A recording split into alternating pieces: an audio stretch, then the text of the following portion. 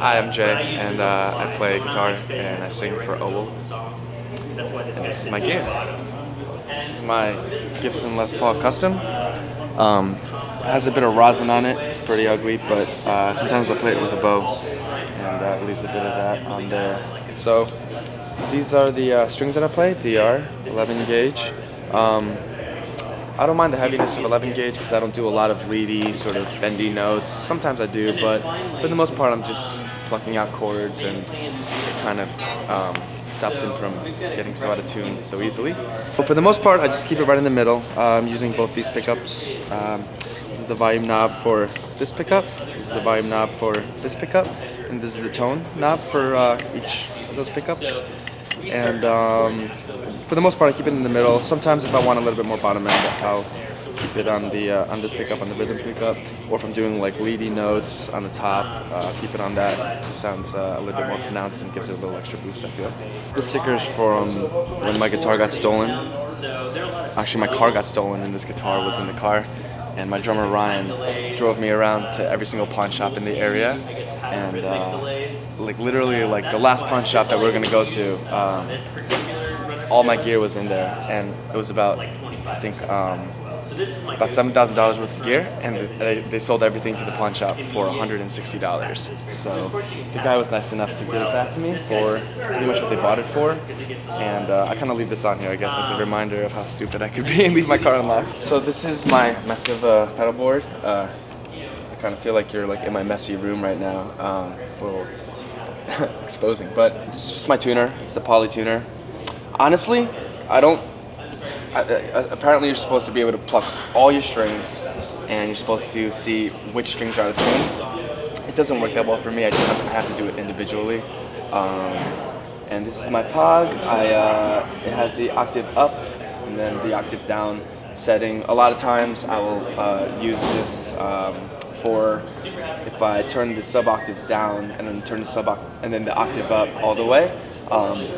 Ton of verb, and I'll just swell, ton of delay, and I'll swell, and it kind of sounds like an organ swell with all the sort of harmonics and layers that this gives, so I like that.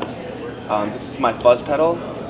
It's kind of like a one-trick pony. I don't use it a ton, but I'll use it for real leady, dirty stuff. I wanted a Fuzz Pedal that didn't sound nice, that sounded almost like a bit crusher on a guitar, that made your parts sound a bit farty and as if it was cutting in and out, and this I think does a great job of that. I use this side a lot more, the more fuzzed side, and then I have my intensity about here because I don't want it to sound too scooped or too bright.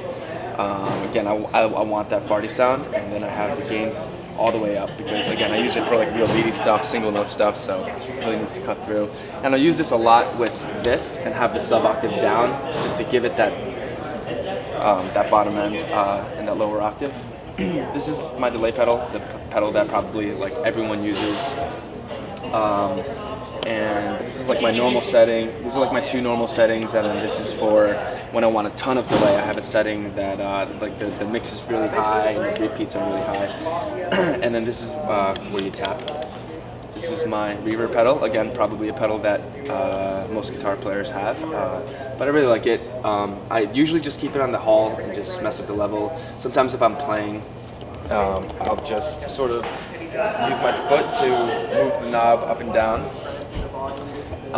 And then if I want to get crazy, I'll put it on the modulated, and it has this sort of unrealistic tail and trail to the reverb, where the other ones are more like convolution reverbs, or sort of recreating a space, whether it's recreating a hall or a room or a plate, but the modulated doesn't really sound like an actual place. It's just it sounds weird and cool. So this is for my amp. I like having a drive pedal that's just a subtle drive, and then I like having a secondary drive pedal that is more drive, but I don't like having two different drive pedals for that, because then you have to hit one on and then you have to hit that one off before you hit the other. Where this one, I could just hit this one on, and then it'll be my subtle drive, and then instead of having to click this off and then click another drive pedal, I could just click this on, and it's the boost of this drive. So I like that, because a lot of times that's like the progression of, that's how it goes with my drive, where I'm going from 1, 2 to 3 as opposed to from like 1 to 3. So, and if I do need to just go full on right off the bat, I'll just use both my feet. in this sort of tap dancing way, and yeah. Okay, so this is actually not guitar related at all.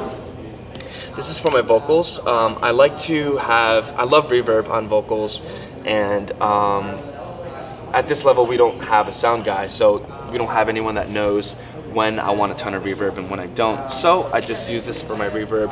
I just click it on when I want it, usually for like long falsetto notes, to give it that sort of ghostly trail. And then from here, I have the. This is just I have two outs. I have the left, which is the mono, and then this will go to the sound guy or the house, and then this dry will actually go to me, because this is sort of my little contained in-ear monitoring system. So from this dry, I will go into this preamp.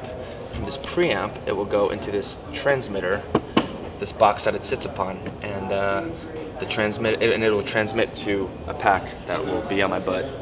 And so the only thing I'll really hear, and I just have it on one ear, but I'll just hear myself really well, which I think is important for singing. This is the Wagner Shiva. I used to play a Fender Deluxe, and it was great. It was cheap, and I used it for a really long time. I just loved the clean tone, and I even loved the drive tone, but it just kind of, it didn't have, it couldn't really handle the bottom end that I wanted to push out. And so I got the Wagner because it's sort of, I really like the clean tone, and it was able to handle that bottom end and handle that drive that I wanted. I'm not necessarily a bottom end sort of guy, like even the Les Paul. I actually used to prefer Fender over Les Pauls, but because of my role in the band, usually what I do, which is more like chord based and not as leady, I sort of figured that I'll let our other guitarists play the Fender that has a nice high quality, and I'll hold down the bottom with this.